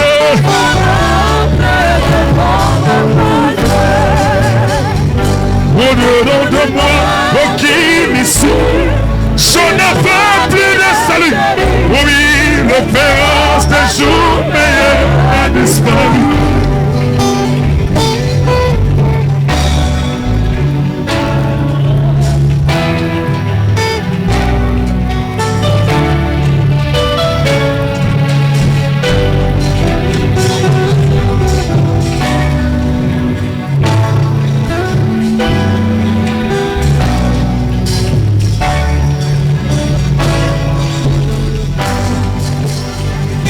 Au-dedans de moi qui n'est su, je n'avais plus de salut. L'espérance des jours meilleurs a disparu.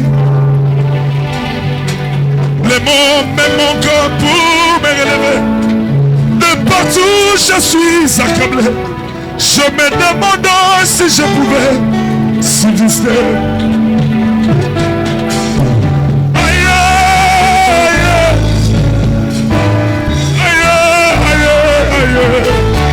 Sabaote, Undala Naye.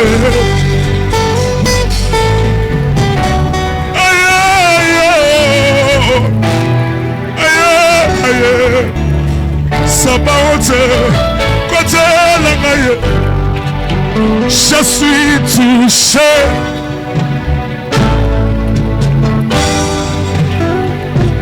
Touché.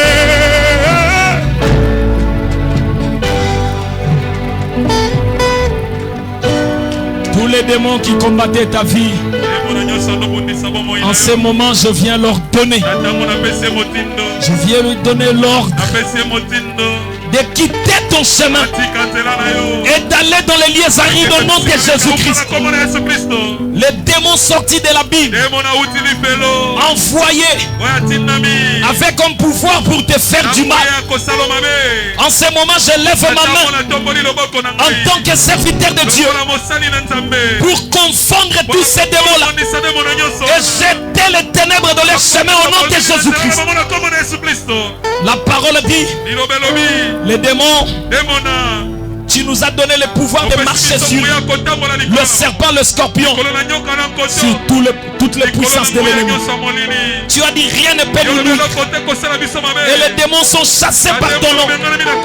Et c'est au nom de Jésus, le nom infaillible, le nom suprême, que nous terrassons tous ces démons. Au nom de Jésus-Christ. S'ils ont été envoyés pour envoûter, pour séduire,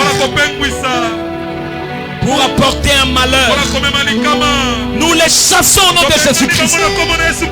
Seigneur, ton prophète nous a dit que nous ne pouvons pas accepter un colis que nous ne connaissons pas.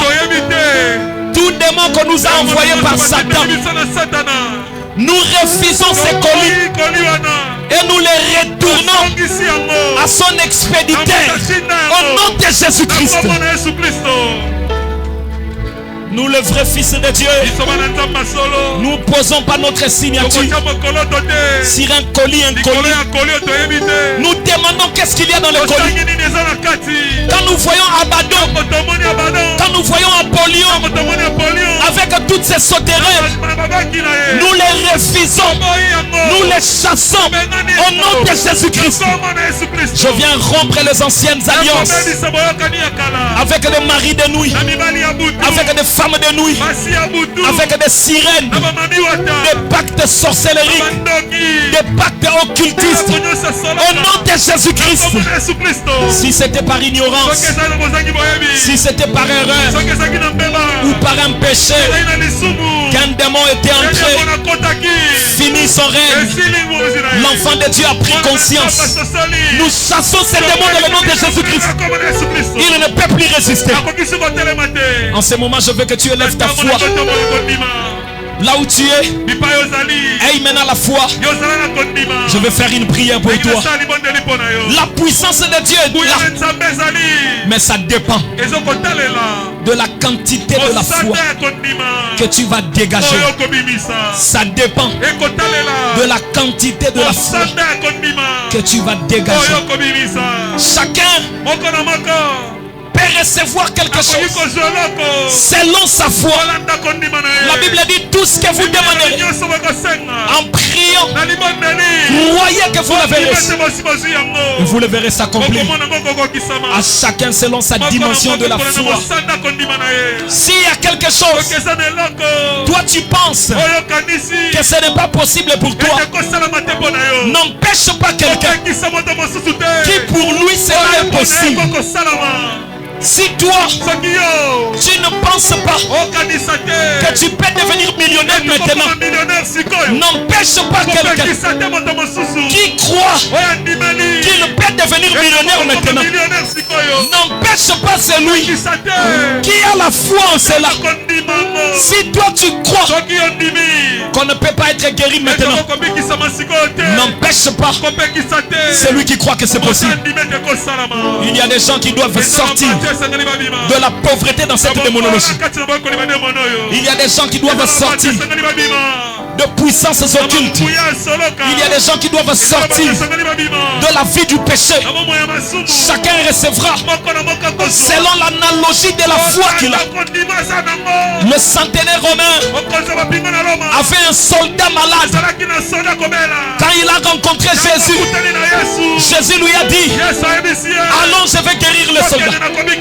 Lui il a dit: Seigneur, je ne suis pas digne que tu entres sous mon toit. Dis seulement un mot et je serai guéri. Mais quel est le mot de Jésus? Est-ce que Jésus avait dit que ton serviteur soit guéri? Non. Le mot de Jésus, c'était qu'il te soit fait selon ta foi. Le prophète te dit, c'est pas Jésus qui a guéri ses serviteurs. Ce n'est pas la prière qui l'a guéri. Ce n'est pas même le mot de Jésus qui a guéri. Mais c'est la foi du dernier Romain qui a guéri ses serviteurs. Ta foi en ce moment peut amener une situation à être changée. Le diable ne supporte pas un chrétien qui reconnaît sa position. Le démon se sent faible devant un chrétien qui reconnaît sa position. Augmente ta foi maintenant. Si pour Pierre marcher sur les eaux était possible, oh Seigneur, il y a des gens qui avaient échoué hier. Aujourd'hui, ils doivent réussir. Le prophète dit, il y a la puissance de la résurrection. Et la résurrection n'est pas un remplacement. La résurrection, c'est la restauration de la même sauce qui avait été détruite. Maintenant, si ta santé était dérangée, la puissance de la résurrection vient restaurer toujours les mêmes corps.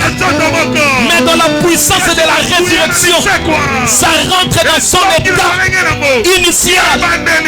Pierre, tu as échoué avec le filet, mais toujours dans la même lac, dans le même lac, dans la même barque, les mêmes filets, les mêmes endroits. Jette encore le filet. C'est toujours là. C'est toujours là. Tu avais échoué à Kin. C'est encore ici à Kin que Dieu doit t'élever. C'est toujours ici que le Seigneur doit t'élever. C'est toujours à Kin que le Seigneur doit t'élever. La gloire de la Shekinah vient sur toi pour que le Seigneur accomplisse des merveilles dans ta vie. Fini l'histoire de blocage. Que l'ouverture de la bénédiction vienne dans ta vie. Au nom de Jésus-Christ. Fini le freinage. Un nouveau départ t'est donné. Sors des ténèbres. Va dans la lumière. Va dans la lumière. La terre informe et vide, remplie de ténèbres, doit devenir un jardin de dette, un lieu de délices, un lieu de bonheur, un lieu de paix, un lieu de prospérité. Là où tu avais échoué, cette page est tournée. Maintenant, reçois ta bénédiction dans le nom de Jésus-Christ. L'ouverture vient dans ton chemin.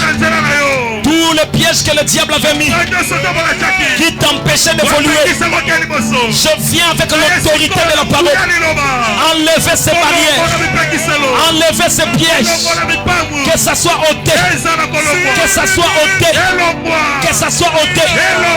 Là où la malédiction était proclamée sur toi, je viens en tant que roi de Dieu effacer la malédiction. J'impose la bénédiction dans le nom de Jésus-Christ.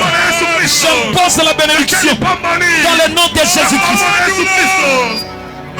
Même si c'est l'oncle qui t'avait maudit, même si c'est le grand-père, même si c'est ton propre père, un jour Jacob a maudit Ruben. Il a maudit Ruben. Mais quand le prophète Moïse arrive, il enlève la malédiction que Jacob avait mis. Jacob était son père, mais Moïse était le roi de Dieu pour Israël. Et Ruben faisait partie d'Israël. Même si c'est ton grand-père qui t'avait maudit, même si c'est ta mère, même si c'est ton père, je viens en tant que roi de Dieu, envoyé pour toi. Je déclare que la malédiction est ôtée et la bénédiction s'installe. Même si c'était une loi imposée dans la famille, un lien dans la famille, je viens en tant qu'un commissionné briser les liens, détruire les lois et déclarer la bénédiction. La gloire de l'Éternel s'élève sur toi. La gloire de l'Éternel s'élève sur toi. La gloire de l'Éternel s'élève sur toi. Il y a une forte gloire ici. Continue à garder ta foi en place. Il y a une puissance de Dieu qui circule. Crois au Seigneur Jésus et tu seras sauvé. Toi et ta famille. Tu seras sauvé. Toi et ta famille. Tu seras sauvé. Toi et ta famille. Les frères là-bas en jaune noir, jaune noir, jaune noir, qui soulèvent un peu le village. Soulève le village. Restez concentrés tout le monde. Restez concentrés. Pendant que tu es en train de prier, je vis comme beaucoup de toiles d'araignée t'environner le corps. Mais je vis une main blanche venir enlever ça. Enlever ça. Je vois comme quelqu'un, une femme en train de prier pour toi. Le Seigneur me dit, la grâce est venue sur toi. À partir d'aujourd'hui, lève-toi fortement. Change totalement de vie. Concentre-toi à ta vie chrétienne. Parce qu'il y a une bénédiction de l'Éternel qui est en train de venir dans ta vie. Et le Seigneur te sort de tous les liens où on t'avait placé. Le diable voulait que tu sois un gaillard zéro. On voulait que tu tournes en rond dans ta vie. Mais le Seigneur vient te sortir de là. Mais la voix me dit, malheur à lui s'il va reculer, parce qu'il y aura une condition plus difficile. Ne recule plus jamais dans ta vie. La lyre que Dieu te donne, garde ça. Et je vois, il va te bénir dans peu de temps. Il va te bénir dans peu de temps. La sœur en noir.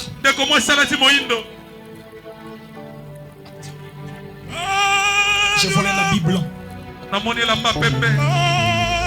Seigneur notre Dieu, fais grâce pour qu'elle soit honorée. Le Seigneur a décidé de t'honorer. La prière que tu faisais du fond de ton cœur, c'était que le Seigneur accomplisse une promesse. Et cette promesse, c'est la stabilité qui va commencer par la vie d'un mariage que le Seigneur va te donner dans peu de temps. Je vois, ça te donne une nouvelle allure. Cela changera ta position. Et Dieu me dit, à partir d'aujourd'hui, la discrétion. La discrétion. La discrétion. Dans peu de temps, tu seras honoré devant beaucoup de gens. C'est ce que ton cœur est en train de réclamer à grands cris. Je vis une clé ouvrir une porte. On avait fermé le sens de femme dans ta famille. On avait dit pas de stabilité. Mais une porte vient de s'ouvrir. Garde une forte vie de prière et une vie de sanctification. Tu es honoré par Dieu. Dans peu de temps, cela s'accomplit. C'est ainsi dit le Seigneur. C'est ainsi dit le Seigneur. Je viens détruire des tombeaux. Là où on a essayé d'enfermer les enfants de Dieu, je détruis des cages, je détruis des prisons. Au nom de Jésus-Christ. Toi qui faisais des cauchemars, tu voyais des soldats te poursuivre et t'incarcérer. Je viens en ce moment confondre ces soldats. Je les disperse au nom de Jésus-Christ. Le prince de Philistin faisait des réunions contre Samson. Le pharisien le sacrificateur, faisait des réunions pour tuer Jésus. Le frère de Joseph faisait des réunions contre Joseph. Les gens qui font des réunions contre toi, que ce soit dans les sciences occultes, que ce soit des sorciers, que ce soit des gens qui ont simplement la haine dans leur cœur, ils font des réunions contre toi. Je déclare et je décrète que la confusion entre dans leur camp au nom de Jésus-Christ. Au nom de Jésus-Christ. Au nom de Jésus-Christ.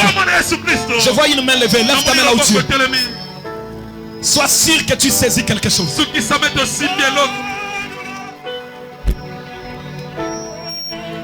Crois que tu saisis quelque chose en ce moment. Crois que tu saisis quelque chose.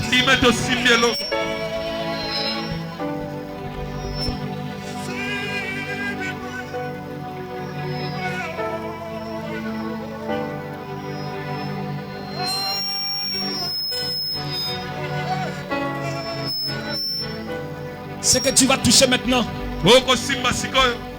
c'est une clé pour quelqu'un qui a besoin d'ouvrir. Tu as besoin d'ouvrir une porte. Qu'est-ce qui ne se fait jamais dans ta famille? Peut-être que dans ta famille, il n'y a pas de licencié. Peut-être que dans ta famille, aucune personne ne se marie correctement. Peut-être que dans ta famille, aucune personne ne sort la tête. Peut-être que dans ta famille, personne ne prie sérieusement. Il y a des gens qui prient dans l'aventure. Peut-être que dans ta famille, ils n'ont jamais eu quelqu'un qui a l'autorité, quelqu'un qui arrive à devenir une personnalité respectée par des gens. Peut-être que dans ta famille, il n'y a personne qui a quitté le pays pour aller ailleurs. Peut-être que dans ta famille, personne n'est stable. Tout le monde tourne à rond. Tout le monde est polygame. Tout le monde vit dans les désordres. Mais tu as besoin d'une clé pour ouvrir une nouvelle génération, inaugurer une nouvelle saison, amener un nouveau vent. Un changement va s'installer dans la famille. C'est peut-être par la grand-mère qu'il y a trop de difficultés. Peut-être que par les grands-pères qu'il y a les désordres dans la famille. Mais par toi, il peut y avoir l'ordre dans la famille. Par toi, la bénédiction peut s'installer.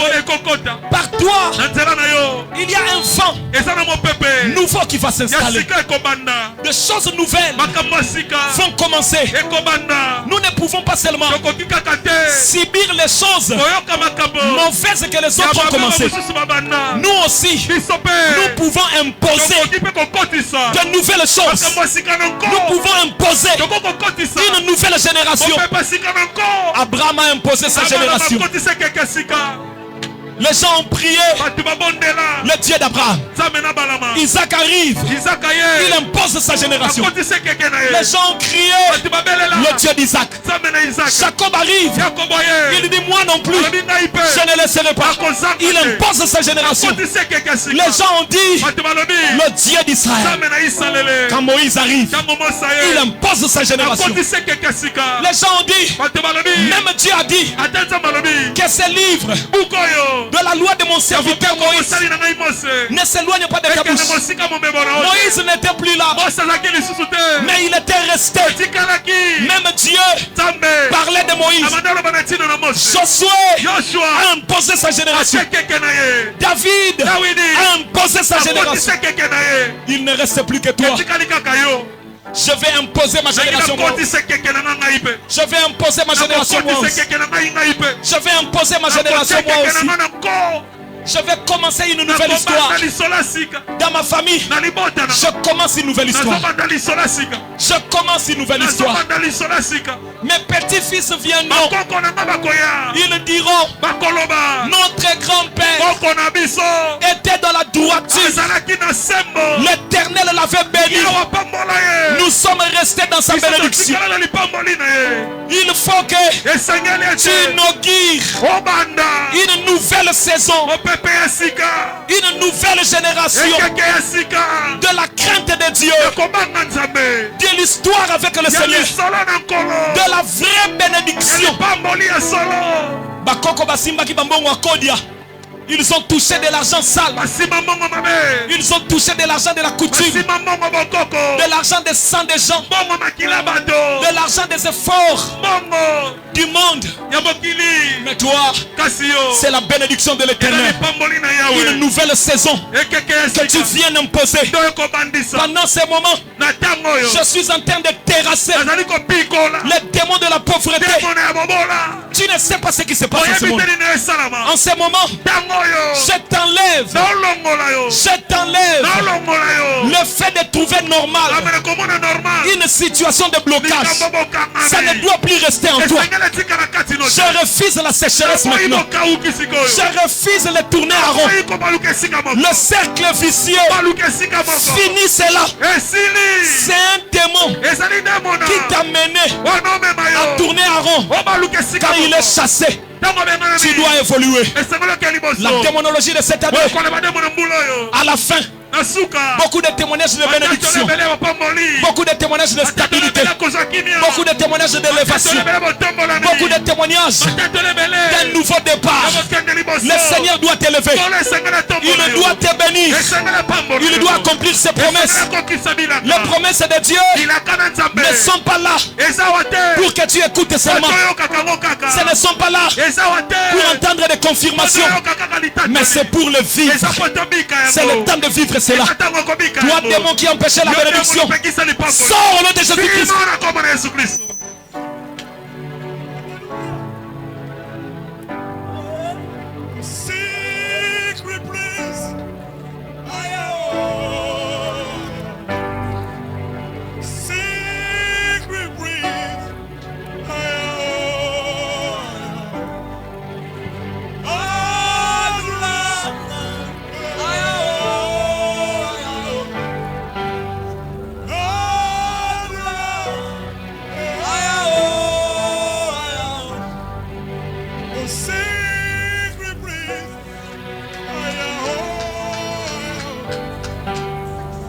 Je vois quelqu'un en train de s'élever. C'est comme une plante qui germe. C'est la nouvelle saison de quelqu'un. Les choses ne seront plus les mêmes. Décide-toi de façon radicale. Le diable n'aura plus de pouvoir sur toi. Il n'aura plus le pouvoir sur ta bénédiction. Tu as les promesses de Dieu. La puissance de Dieu coule. Tu as la foi.